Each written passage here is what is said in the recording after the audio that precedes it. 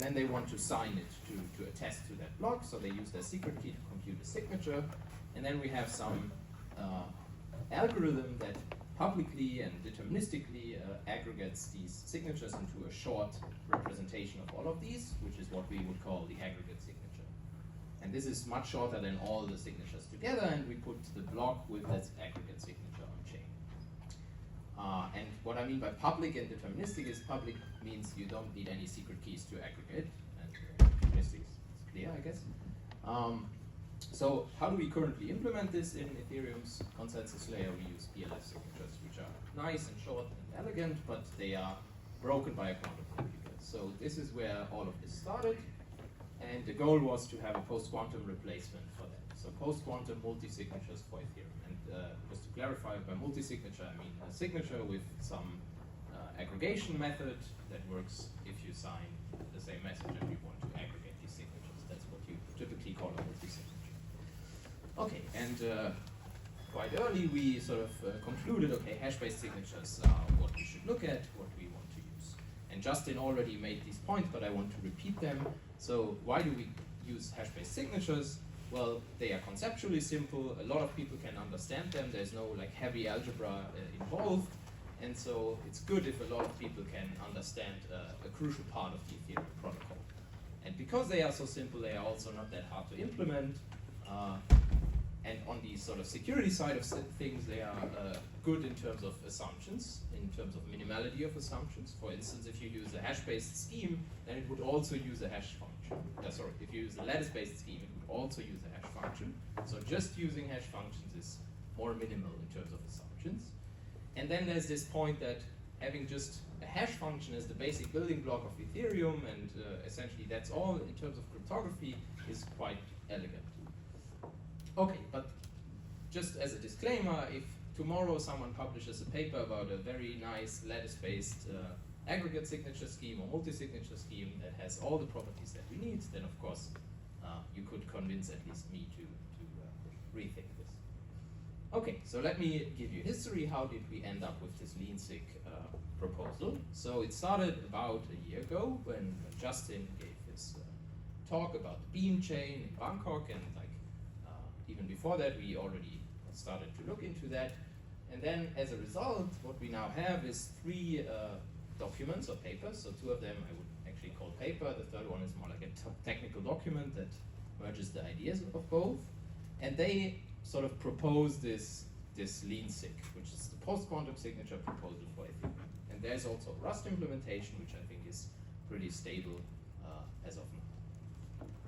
Okay, so how does all of this work? I think Justin already explained a few things, but I think it's good to repeat this because it's so central. So as I said, this multi-signature scheme is just take an individual signature scheme, which allows people to sign messages and to verify these signatures, and some public aggregation process. And the individual signature scheme will be a hash-based signature scheme, and this is what we call LeanSig. So just to clarify terminology, LeanSig is just the individual scheme without the aggregation. And then we would have a hash-based succinct argument, which I guess is going to be based on leanVM, to get a multi-signature scheme that we then call leanMultisig. Okay, so how do you aggregate using these hash-based succinct arguments? Well, you take as a witness the signatures that you want to aggregate, and as a public input or statement the message and the public keys, and then you prove that for every I, the ith signature is valid with respect to the ith public key. And I want to emphasize that what you prove here is the verification circuit or the verification algorithm of the signature scheme. So that will be important. And yeah, so that's how you do that. Actually, for all the theoreticians in the room, what is interesting is that to prove security of this whole approach, you need that this hash-based snark satisfies adaptive knowledge soundness.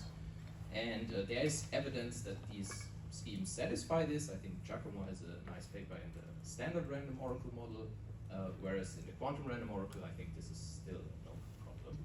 And I invite all theoreticians in the room to look at it. Okay, so for the rest of this talk, I want to focus on the LeanSig, the hash-based signature scheme without the aggregation. Okay, so that was our goal, post-quantum multi-signatures. And now I have told you that with hash-based snarks, we can actually reduce this goal to getting an aggregation-friendly hash-based signature scheme. Now, what does aggregation-friendly mean here? I think it primarily means two things. The first is we need small signatures, because the party who will aggregate these signatures first has to receive them, we have to send them around. So the size of signatures is really directly related to the bandwidth requirements in our network. And just to give you one example, let's say our individual signatures have size 32 kilobytes, and we only have 4,000 validators, then we would already need something like a 1 gigabit per second connection to do this aggregation. And so 32 kilobytes is just way too large. And actually what we are now at is something like 3 kilobytes. Okay, and the second goal is to minimize hashing, and in particular hashing in the verifier of the signature scheme. Because if you remember, what we prove with our snark is the verifier algorithm. So the more hashing we do there, the more work it would be to do these proofs. Okay, so minimizing verification hashing means to improve aggregation efficiency. Okay, so these are the goals, and now let's look at existing hash-based signature schemes. Why would we even design a new one? So there are primarily two schemes. There's Sphinx and XMSS. So Sphinx, even though it's a hash-based signature scheme, I would say is still quite complex. And so we don't really want to use that. On the other hand, XMSS is very simple, but it's not really a full signature scheme. It's a synchronized signature scheme, or what Justin called a stateful scheme before. And this is sometimes a drawback in some applications, but we will see that for us, this is not a problem. And now you may ask, okay, XMSS, if we use that, what's the point of our work? Why did we publish these 3 papers?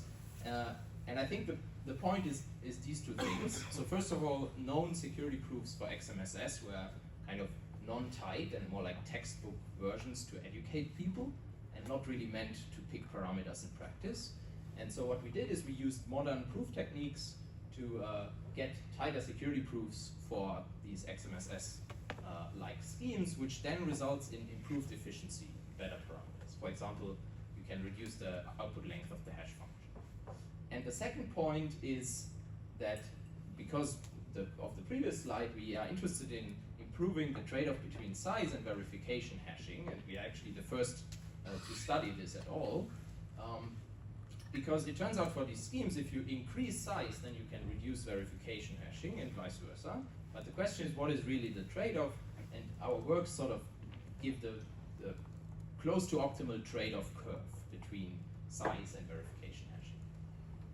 Okay, so now let's try to understand, at least at a very, very high level, how XMSS works. So the high-level paradigm is that we take a one-time signature scheme, which is a signature scheme, but you are allowed to sign only once. So if you sign twice, you leak parts of your secret key or even the entire secret key. So never sign twice. And then you take that and you turn it into what I would call a synchronized many-time signature scheme, or like stateful many-time signature scheme. Just the same as a standard signature scheme, but you sign with respect to slots, and you are only allowed to sign once per slot. Again, if you sign twice per slot, you reveal parts of your secret key. You should not do that. Okay, so it's almost a signature scheme, but we have this sort of restriction on how often we can sign with respect to one slot. And it turns out that for proof of stake, this is actually not a big restriction. So for other applications, it may be a problem, but for us, we already have these measures in place that ensure that validators don't sign twice in one slot. So it's kind of the right fit for us. Okay, so how do we do that? From one-time signing to many-time signing. Let's say we have a parameter L, think of 2 to the 32, some very large number, which is the maximum number of slots that we can support. And then what do? We take L one-time public key secret key pairs. So for every slot, we generate one one-time key pair. And then we put the public keys in a Merkle tree, and the root will be our long-term public key. Now, these one-time secret keys will be our secret key, and of course you can generate them from a short PRF seed if you don't want to store all of them. Now, how do we sign? Well, if we sign, we need to output the one-time public key of that slot. Remember, we sign with respect to a slot. And then we need to convince the verifier that this one-time public key is consistent with our long-term public key, so we include the Merkle path. And we also include the one-time signature that we computed using the corresponding one-time secret key. And because we now only sign once per slot, it means we use every one-time secret key only once. That's already a good sign. How do we verify? Well, we check just the Merkle path and we check the one-time signature. And it turns out that in the actual constructions, you can get rid of this one-time public key here in the signature because you can recompute it from the one-time signature. Okay, so that's how you go from one-time signing to many-time signing just using Merkle trees. That's actually quite simple. Now, how do you do one-time signatures? And here, again, I want to simplify a few things, but the basic idea is to use hash chains. And in this slide, I will use 4 chains with length 4. In practice, think more like 60 chains of length 8, or like something much larger. And what do? We sample random bit strings, let's say, or random, in the case of Poseidon, random vectors of field elements, it doesn't really matter, S1 to SV, so in this case, for each chain, 1 random bit string. And then we put that in our secret key. That's our one-time secret key, just random stuff. And then for each of these, we compute a hash chain of the corresponding length. So here, this will be a hash chain of length 4. So we take this, we hash it, we take the result, we hash it again, and so on. And the endpoints of these chains will be our one-time public key. And now so the first observation we should make is we can go from the secret key to the public key, but we can never go from the public key back to the secret key because inverting hash functions is a hard problem. So that's a good sign already. Okay, now how do we sign a message? So that's how our keys look like, but how do we sign a message? For that, we have to know that there is an encoding function, and this encoding function will be central to one of the sessions in this workshop. And that encoding function takes a message and some randomness, and it outputs positions in these chains. So let's take an example. The output could be 1, 2, 3, 0. Okay, and what does that mean? It means when we compose our signature, we include for the first chain this element, because it has index 1, for the second chain this element, for the third chain this element, and for the fourth chain this element. So our signature will have one element from each hash chain, and the encoding determines which element. Now, let's look at the signature size. The signature size is just V, which is the number of chains, times the size of a hash. So if we reduce number of chains, we reduce signature size.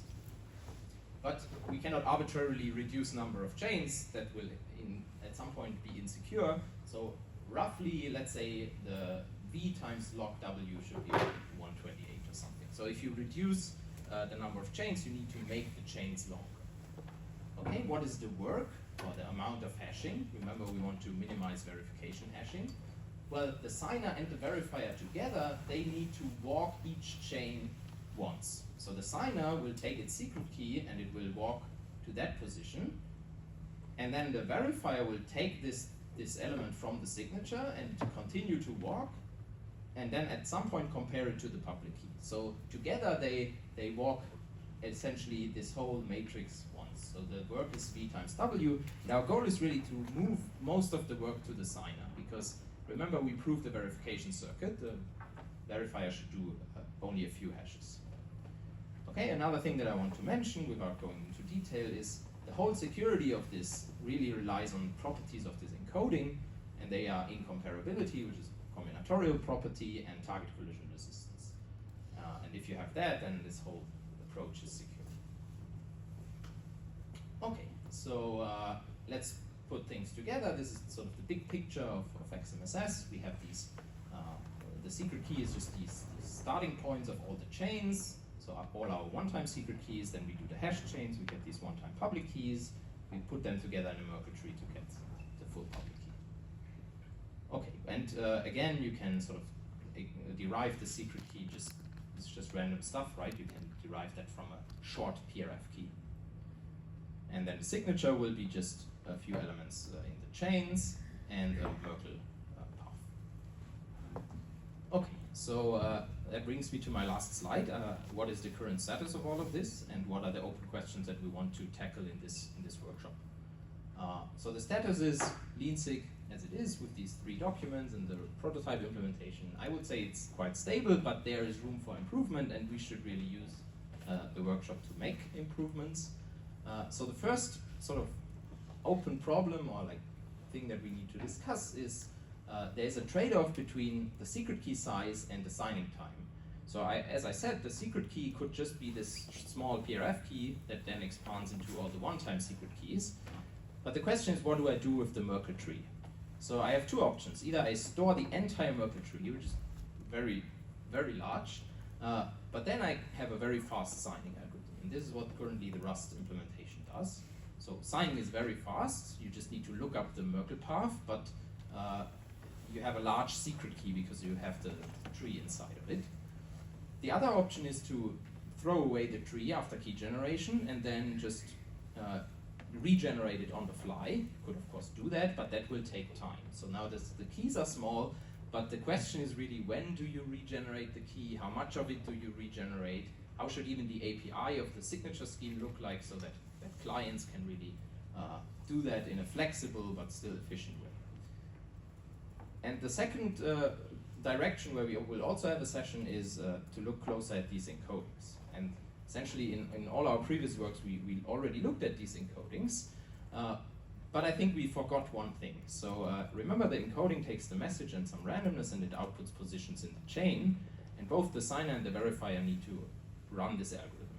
So I think the encoding has 2 parts. It has the code, which is sort of the set of outputs that it can produce, and this determines how much hashing the verifier would do in the hash chains. I think there we are already quite good. So the current encoding that we have is very good with respect to that. We even have some sort of lower bound and close to optimal. The problem is that the verifier also needs to run this actual encoding algorithm. And there we currently use some big integer arithmetic and modulo, and this is actually not that snark friendly. So actually the bottleneck is right now not the hashes and the chains, but the running this encoding algorithm. And there's a new proposal for a new encoding algorithm by Dimitri and Gotti, and we already started to evaluate this, whether it's efficient enough, whether it's secure, but I think there's more work to be done to really get confidence in this new encoding algorithm and update everything. And then I think as sort of the baseline, I want to come back to Poseidon. So this is hash-based signatures. Of course, if the hash function is broken, then everything is broken. So I think one of the most important, if not the most important thing for us is to understand if Poseidon is secure. And I think there are people in this room who have worked a lot on this, and I think we should continue working on this. And yeah, that's all I want to say. Thank you.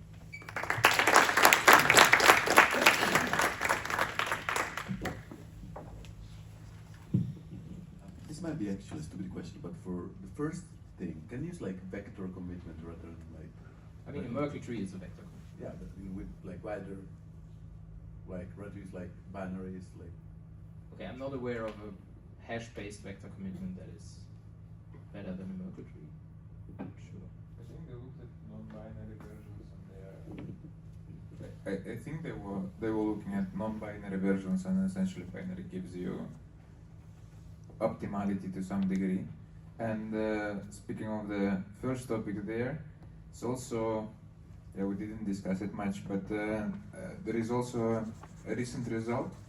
It's not theoretical result, but more of like engineering solution, is that there is this tree traversal algorithm. So essentially, like when you do the first signature, you can store some intermediate nodes, and then for the next one, you reuse the old ones, but you recommute very little. And then nice improvement there. There was this algorithm was known for some time, but what they also did is when you have some disturbance in your system, and so you lost some part of the state, but you know where you need to send. So again, this is Ethereum idea of like, okay, we know this is the epoch we are signing in, but our internal, this state that we are holding is broken. So they also improved this like recovery algorithm that also much improved the efficiency. So I think the binary version is nice, and then applying some tree traversal will also give a good trade-off between the storage and the key sizes. Yeah, so I guess one thing to add to the key traversal thing is that if you do that, I mean that's one option, but then you really make your scheme stateful, whereas right now we just need the index, right? Right now the current API of the scheme is not stateful. It just says, okay, the signer takes as input also the slot, and the party or the client that calls this code needs to make sure that it doesn't call it twice. But now if you make it really with a tree traversal, you make it stateful, so the client would have this overhead of managing the state. But I guess no matter what we do to solve this issue, we will have that. Yes, but again, with this state that you're storing, this extra information about the tree, is not security concern, it's efficiency Yes. concern. Yeah, so if that state is mismanaged, it's fine. Yeah. If you still know which index you're assigning. To expand on your caching, basically, this has been used and optimized for machine learning because basically when you do your deep learning training, you create a tree and then you need to compute back the values, but there is a trade-off between memory and performance, and so sometimes you cache stuff so that you don't recompute, and over time you limit that. And I think the storage, you can cache a logarithmic amount compared to all the total, and then you have a nice asymptotic boundary on the total compute that you have to do again.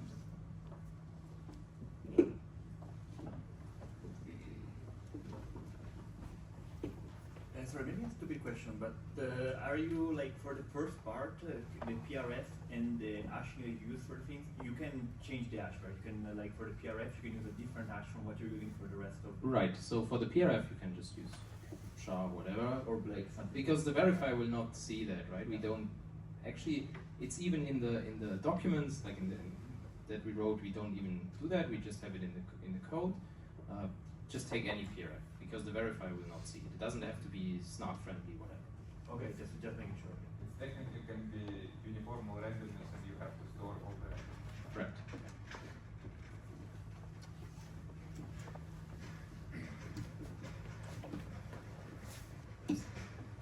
Can you say more about the big integer arithmetic? Where does it come from? Yeah. So okay. So how does this encoding work? Like internally, let's say. Well, let me try to give a simplified explanation. So you have you take your message, you take your randomness and some other stuff, and you hash it with let's say Poseidon. Now you get a vector of field elements, right?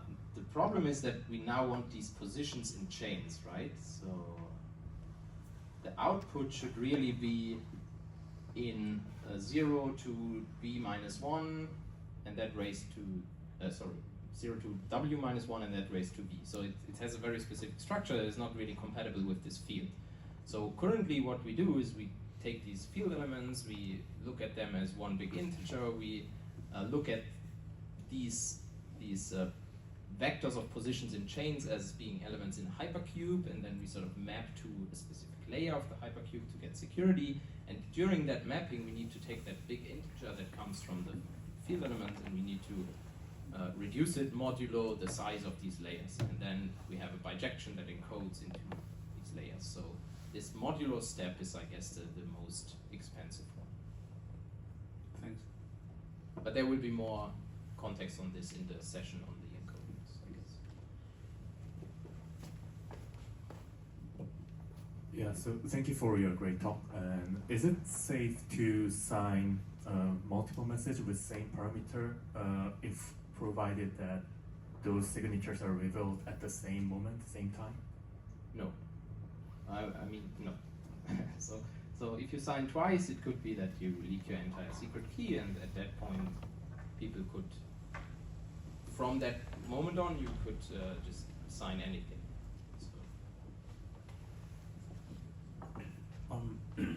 Kind of sidetracking here, but I understand that this LeanSig scheme is for consensus signing blocks, Yes. and stuff. I wonder if you have any suggestions or direction on, say, P2P authentication and encryption. For example, right now we're using SetP. I guess that's not quantum proof. Well, I think for this, without, I haven't thought too much about it, but for this I would follow NIST, I guess, because this seems like a thing that has requirements that are more standard than what we have in Ethereum consensus layer. So Thanks. Yeah, the other thought that I have for the peer-to-peer network is that we can cheat a little bit and have it not be post-quantum secure for a few years, because we'll probably deploy the post-quantum cryptography before actual attacks happen. And if a quantum computer does happen, then the worst they can do is just decrypt these like ephemeral peer-to-peer connections, and there's no value there to do. I have one last question actually for Michal. So my understanding is that you wrote the LeanSig paper and that you were finishing your PhD and then you got hired by Blockstream. Is Blockstream looking into post-quantum signatures for Bitcoin? Yes, we're also looking at the post-quantum. The thing is, the core difference is that stateful is less appealing, because here we have proof of stake where we have this specific timestamps kind of, where you can do that. Hash-based is still interesting, and for example, again, there are a lot of trade-offs you can do. With Sphinx, there is still a limit on the number of signatures you can sign with any hash-based signature, but like for NIST, this was, you have to be able to sign up to 2 to the 64. Probably for these use cases, you can have this barrier lower, so this will also drastically reduce the size of a stateless signature. And then the next thing is that probably, again, we're not that heavy on the verifier hashing. Because why we were focusing here on the verifier hashing is that we're further than aggregating this, and we will want this step to be easy. Here, this ratio between the computation and the size is already lower than, I think we compare this with Schnorr. And if you kind of transfer some group operations to hash operations of SHA, for hash-based, the ratio is already smaller even with standard practices. So still going there. Also, probably we'll take a look at lattice-based, but hash-based is specifically again interesting because again, SHA-256, for example, is already used, so this is the same assumption. You kind of rely, you don't introduce anything else, and this is also an interesting topic. Perfect, thank you. Thanks, Benedict.